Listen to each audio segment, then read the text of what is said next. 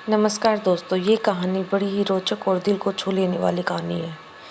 उस दिन सवेरे 6 बजे मैं अपने शहर में दूसरे शहर जाने के लिए निकला। मैं रेलवे स्टेशन पहुंचा, पर देरी से पहुंचने के कारण मेरी ट्रेन निकल चुकी थी। मेरे पास 9:30 की ट्रेन के अलावा कोई चारा नहीं था।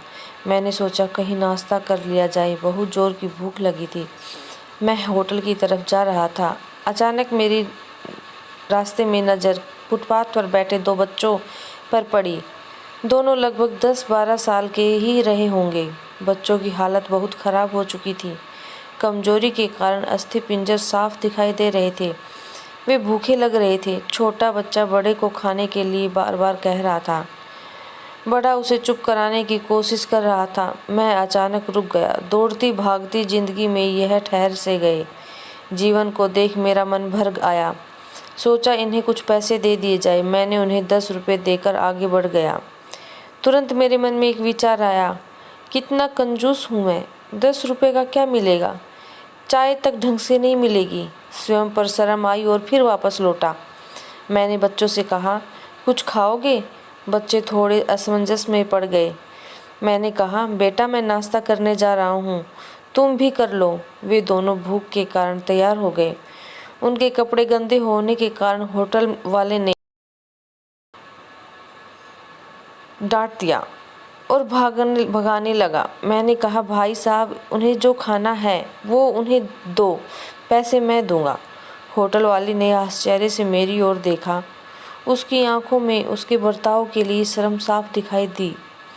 बच्चों ने नाश्ता, मिठाई व लस्सी मांगी। सेल्फ सर्विस के कारण मैंने नाश्ता बच्चों को लेकर दिया। बच्चे जब खाना खाने लगे, उनके चेहरे की खुशी कुछ निराली ही थी। मैंने बच्चों को कहा, अब जो मैंने तुम्हें पैसे दिए हैं उसमें 1 रुपये का शैम्पू लेकर हैंडपंप के पास नहा लेना और फिर दोपहर शाम का खाना पास के मंदिर में चलने वाले लंगर में खा लेना। और मैं नाश्ते के पैसे देकर फिर अपनी दौड़ती दिनचर्या की ओर बढ़ निकला। वहाँ आसपास के लोग बड़े सम्मान के साथ देख रहे थे। होटल वाले के शब्द आदर में परिवर्तित हो गए। मैं स्टेशन की ओर निकला। थोड़ा मन भारी लग रहा था। मन थोड़ा उनके बारे में सोचकर दुखी हो रहा था।